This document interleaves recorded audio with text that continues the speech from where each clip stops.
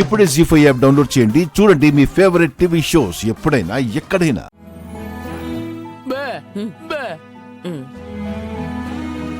రేయ్, నాకు కూడా ఒక కాఫీ పట్రా. ఏంట్రా తీసుకురావా? నీకు తిండి పెట్టడమే ఎక్కువ. మేం చెప్పింది వినకపోతే ఈ ఇంట్లో ఎందుకున్నావు నువ్వు? ఆ మాటకొస్తే ముందు నువ్వుండకూడదురా ఈ ఇంట్లో. ఎందుకు బామ్మగారు వేరే కాపురం పెట్టమని హుకుం జారీ చేశారా? ఇదొకటి రెడీగా ఉంటది. అక్క, మనకు ఆర్డర్ వేయాల్సిన అవసరం లేదు, చెప్తే చాలు వెళ్ళిపోతాం. హ్మ్. కీర్తి, వాణి, మీ ఇద్దరు అగండి ఒకసారి. ఉమ్మడి కుటుంబాన్ని వదిలేసుకుని ఎక్కడికి వెళ్తాం చెప్పండి? ఖర్చులైపోవు.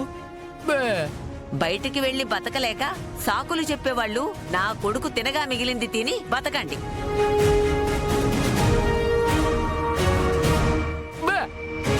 వాళ్ళేం సాధించారనరా సెల్యూట్ కొడుతున్నావు? రేయ్, ఘనకార్యం చేయడానికే వెళ్తున్నారా? ఏంటది? మీ భర్తలు భయపడాల్సిన పనిలేదని భరోసాగా నా కూతుళ్ళు రిజిస్టర్ ఆఫీస్కొచ్చి డాక్యుమెంట్స్ మీద తులసి జాను సంతకం పెడుతున్నారు.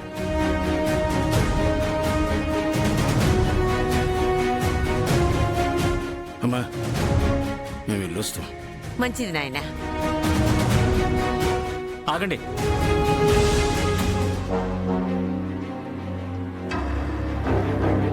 మీరిద్దరూ వెళ్ళి సంతకాలు పెడతారు సరే.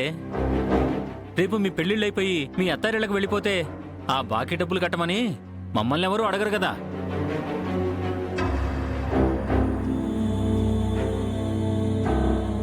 అలా ఉండదనుకుంటా బావగారు.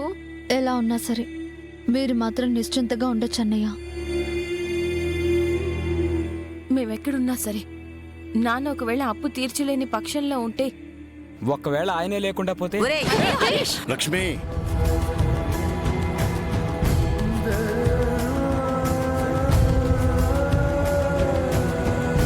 కోపడకు లక్ష్మి. వాళ్ళకున్న అనుమానాలు కూడా తీరాలి కదా. ఒరేయ్ దొంగ సచ్చినోళ్ళారా, నేను పోకముందే నా కొడుకు ఎలా పోతాడ్రా? అలాంటి కర్మే గనక దాపురిస్తే నా ఆయుష్యంతా నా కొడుకే పోయమని ఆ భగవంతుణ్ణి ప్రార్థిస్తాన్రా.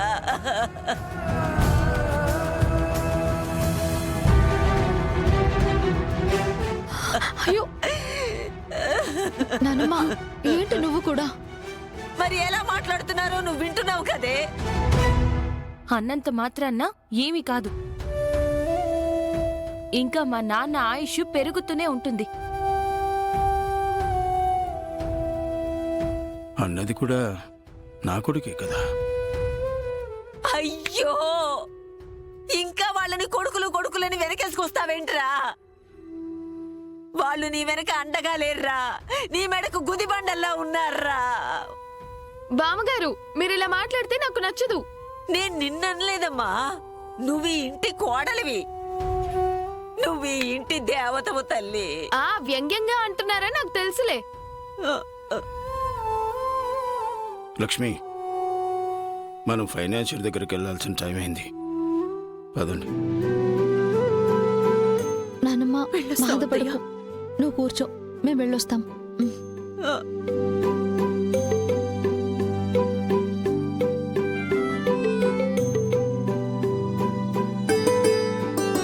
శ్రీనివాసరావు గారు, అయ్యా శ్రీనివాసరావు గారు ఎక్కడున్నారయ్యా? అయ్యా శ్రీనివాసరావు గారు, అయ్యా శ్రీనివాసరావు గారు. సార్, సార్, ఏంటండి ఇది? మీరు నా కాళ్ళు పట్టుకోవడం ఏంటి? అయ్యా, తల్లి లక్ష్మీదేవి, అయ్యప్ప స్వామి, శ్రీనివాసరావు గారు, నన్ను క్షమించండి అయ్యా. ఇవిగోండి మీ ఇంటి పత్రాలు తీసుకోండి.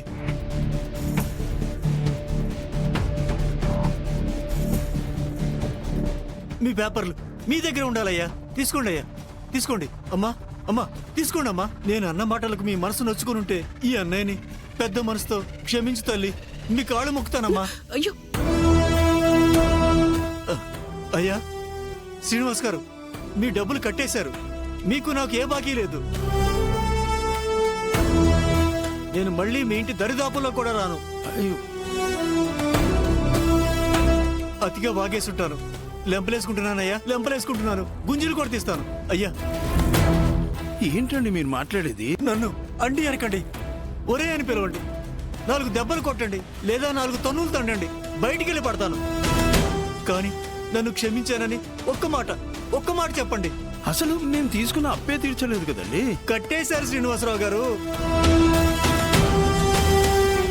అమ్మ చెల్లెమ్మ, ఈ అన్న తప్పుగా మాట్లాడినప్పుడు ఎవరు అడగలేదు. ఇప్పుడు మారిపోయి క్షమించమంటే ఎందుకు తల్లి ప్రశ్నిస్తారు? అసలేం జరిగిందో, మా బాకీ ఎలా తీరిందో. ఇదిగోమ్మా ఈ కార్డు తీసుకోమ్మా. తీసుకోండి సార్. మీ డౌట్లన్నీ ఇక్కడికి వెళ్ళి అడగండి. ఉంటానమ్మా, నా బతికేదో నేను బతుకుతాను. తీసుకోమ్మా, తీసుకోండి. ఉంటాను సార్. శ్రీనివాసరావు గారు ఉంటాను.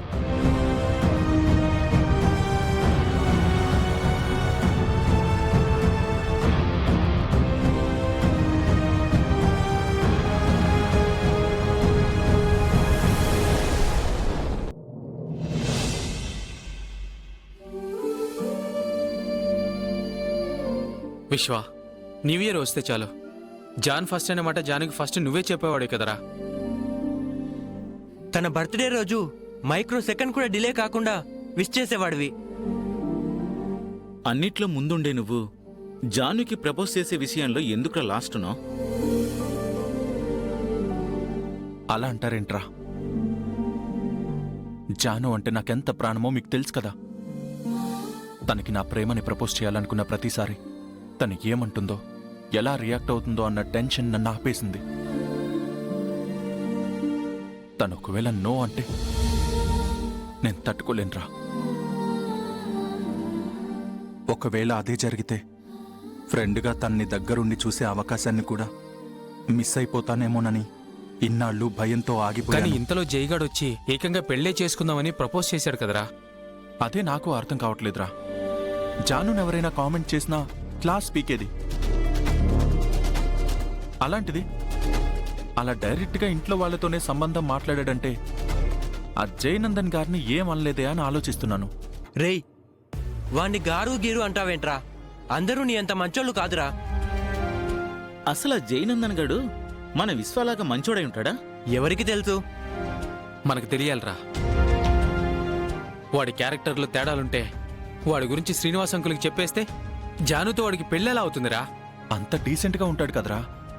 రే మామ, అమాయకంగా కనిపించేవాడు ఎవడు మంచివాడు కాదురా. అవునరా, వాడు అలాగే కనిపిస్తాడు. రే విశ్వ, వాడేంటన్నది మనం ఫైండ్ అవుట్ చేస్తే జానుతో నీ లైన్ క్లియర్ అయిపోద్దిరా. రే మామ, నాకు తెలిసిన ఒక డిటెక్టివ్ ఉన్నాడురా. తనని జై గురించి ఎంక్వైరీ చేయమంటే వాడేంటో వాడి చరిత్ర ఏంటో బయట పెడతాడ్రా. తన గురించి తెలుసుకుంటే జాను నాకు దక్కుతుంది అంటే ఇంకా ఆలస్యం చేయకూడదురా. ఇక నుంచి ఆ పనిలోనే ఉందాంరా. అలాగేరా. అలాగే. జీ5 యాప్ డౌన్లోడ్ చేసి అన్ని ఎపిసోడ్స్ పూర్తి ఉచితంగా చూడండి.